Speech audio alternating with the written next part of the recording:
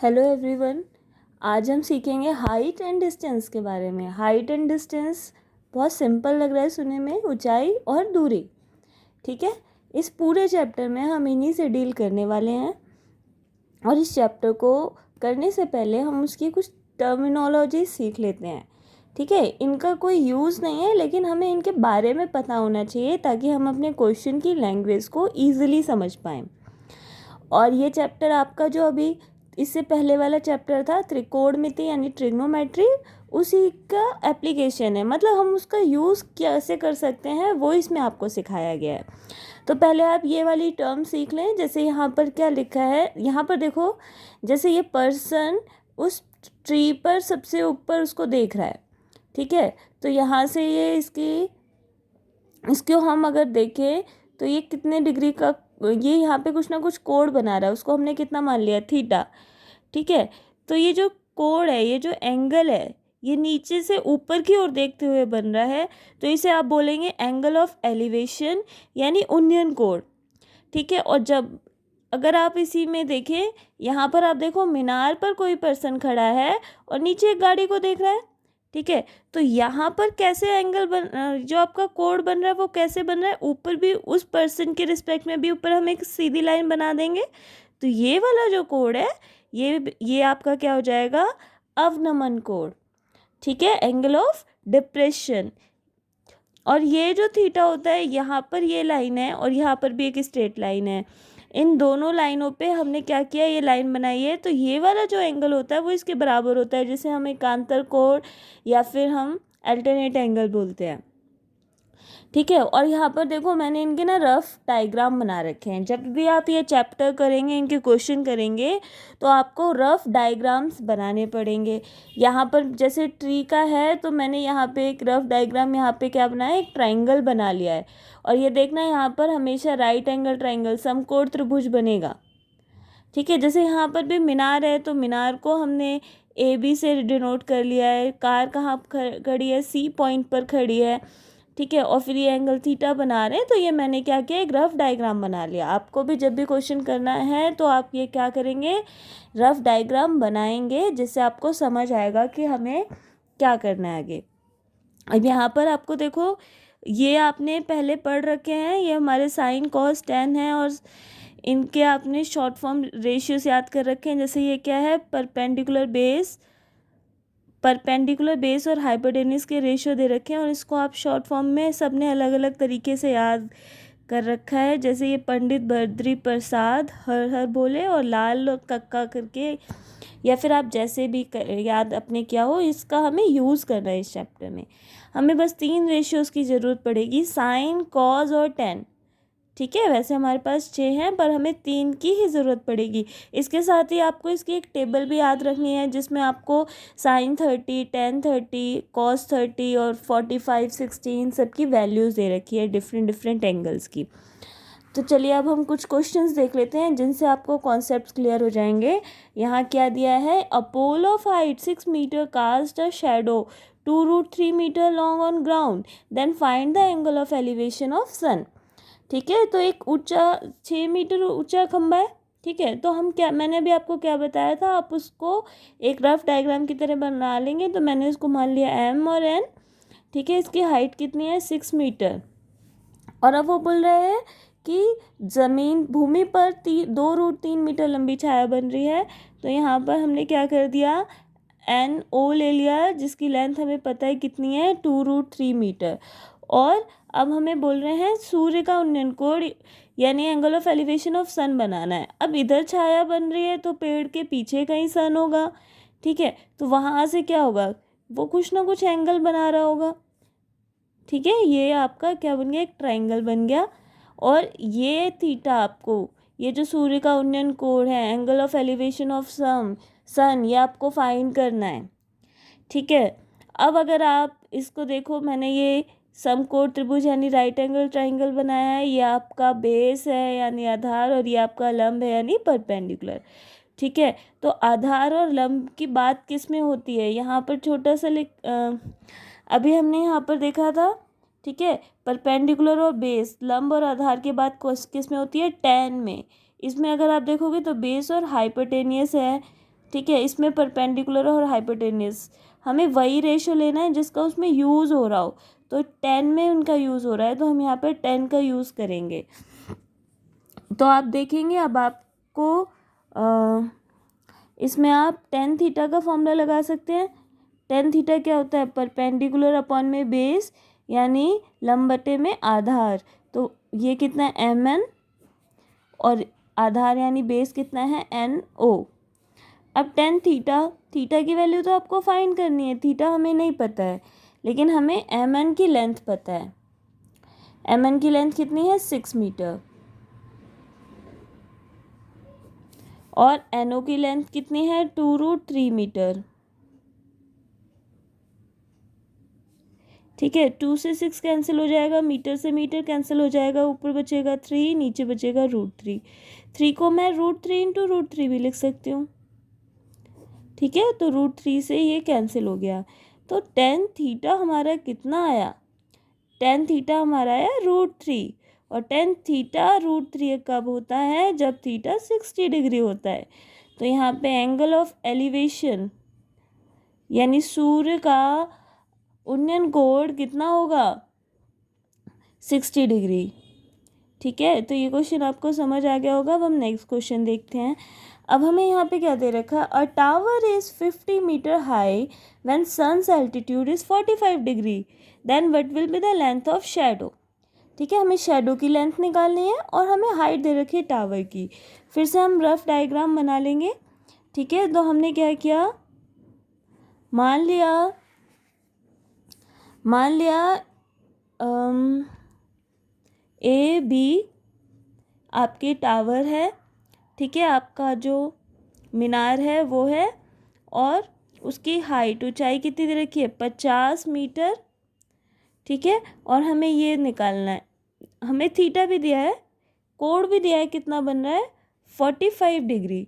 ठीक है, और हमें उसकी छाया की लंबाई, यानी हमें ये निकालनी है छाया की लंबाई। ठीक है, ये हमें नहीं पता है।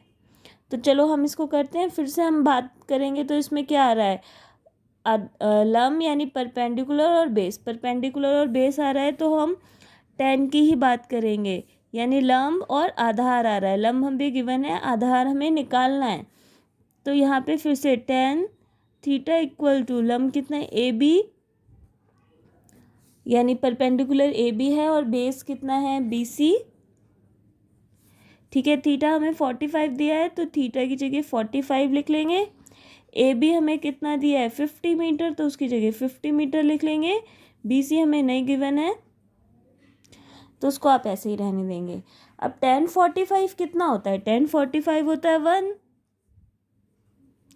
ठीक है, और ये जो बी सी इधर आ जाएगा, तो बी सी की लेंथ कितनी हो जाएगी? 50 मीटर। ठीक है, तो आप आंसर को कंप्लीट करेंगे, लिखेंगे द लेंथ ऑफ शैडो, यानी जो छाया की लंबाई है वो 50 मीटर है। ठीक है, अब हम देखते हैं नेक्स्ट क्वेश्चन। अब हमें यहाँ पे क्या दिया है? एक डायग्राम दिया है और बोला है what is the value of BE. BE नहीं, इसमें हमें सीई की वैल्यू बतानी है। बीई तो हमें गिवन है। ठीक है, इसमें हमें सीई की वैल्यू बतानी है, हमें ये वाली लेंथ बतानी है। ठीक है, हमें ये लेंथ बतानी है, सीई की लेंथ। ठीक है, तो अब अगर आप इस डायग्राम को देखोगे, इसमें दो समकोण त्रिभुज दिख रहे हैं, हम 2 बार फॉर्मूला अप्लाई करेंगे। ठीक है, जब हम इसमें फॉर्मूला अप्लाई करेंगे तब हम सी डी की लेंथ निकाल लेंगे, और जब हम इस वाले त्रिभुज में फॉर्मूला अप्लाई करेंगे, इस वाले ट्रायंगल में, तब हम डी ई की लेंथ निकाल लेंगे। ठीक है, और फिर हम उन दोनों को ऐड कर देंगे। तो हम पहले ले लेते हैं ए सी डी ट्रायंगल। ठीक है, तो ए सी डी त्रिभुज में in triangle A C D आपको क्या दिया हुआ है? हाइपोटेन्यूस, और आपको क्या कैलकुलेट करना है? बेस। ठीक है, कर्ण दिया है, कर्ण। ठीक है, एंड बेस कैलकुलेट करना है। मैं फिर से आपको रेशियोज दिखा रही हूँ, और सिलेक्ट करना आना चाहिए आपको।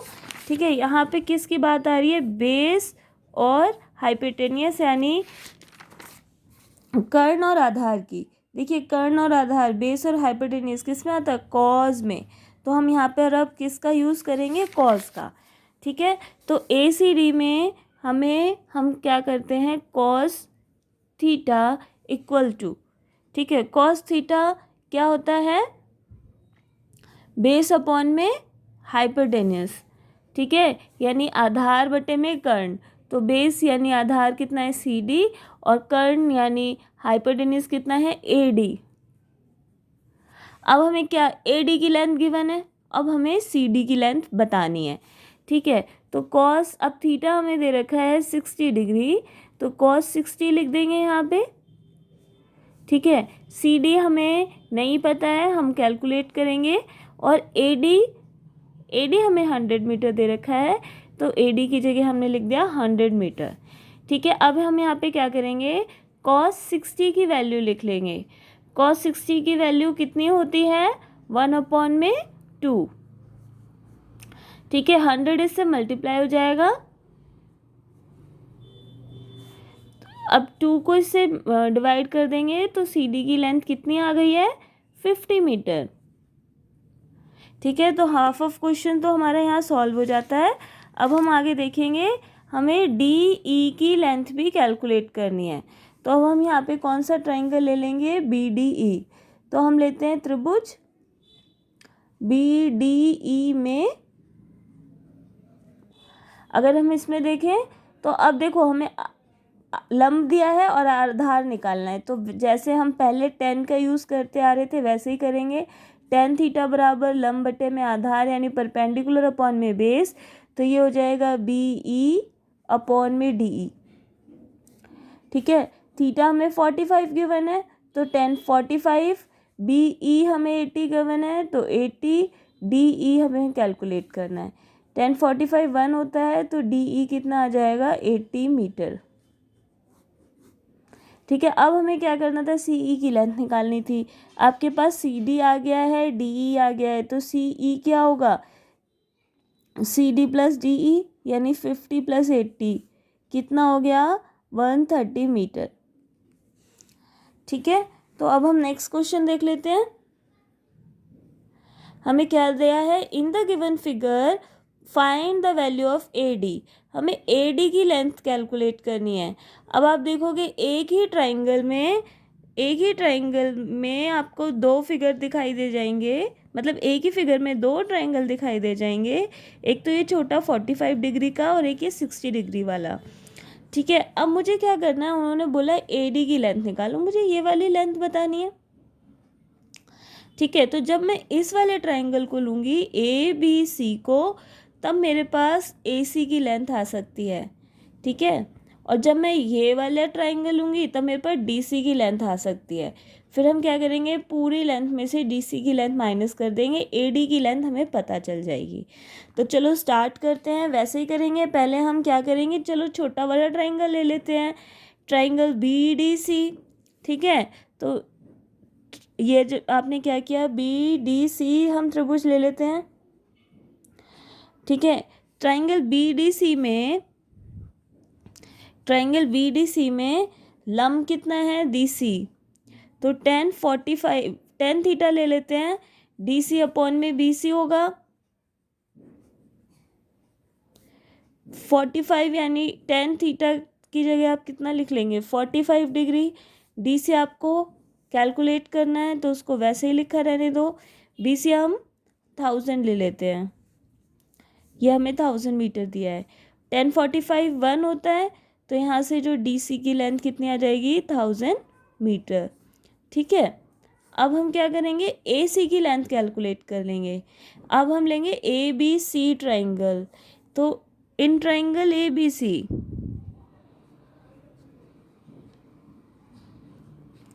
अगर हम ABC ट्राइंगल लेते हैं तो ये आपका लंब क्या हो जाएगा, AC, फिर से वही लेंगे tan theta equal to AC upon में BC। अब यहाँ पे थीटा कितना है, बड़ा वाला एंगल है 60 डिग्री, तो tan 60 हो जाएगा। AC हमें कैलकुलेट करना है, BC 1000 है। tan 60 कितना होता है, tan 60 होता है हमारा √3 मीटर, √3 हो जाएगा यहाँ AC, और ये इंटू में 1000 चला जाएगा, तो AC कितना हो जाएगा, 1000 √3, अब हमसे पूछ लिया AD की लेंथ, तो AD की लेंथ कैसे निकलेगी, AC में से अगर हम DC को माइनस कर देंगे तो 1000 माइनस 1000√3, तो 1000 कैलकुलेट कर लेंगे, कॉमन ले लेंगे, 1 माइनस √3 मीटर, ये आपका आंसर होगा। ठीक है, तो अभी हम इस वीडियो में यही सिंपल क्वेश्चन समझते हैं, एक बार आप इनको ध्यान से देख लो, समझ लो, फिर हम नेक्स्ट वीडियो में जो आपके पेपर रिलेटेड क्वेश्चंस होते हैं उन क्वेश्चंस को डिस्कस करेंगे। Thank you.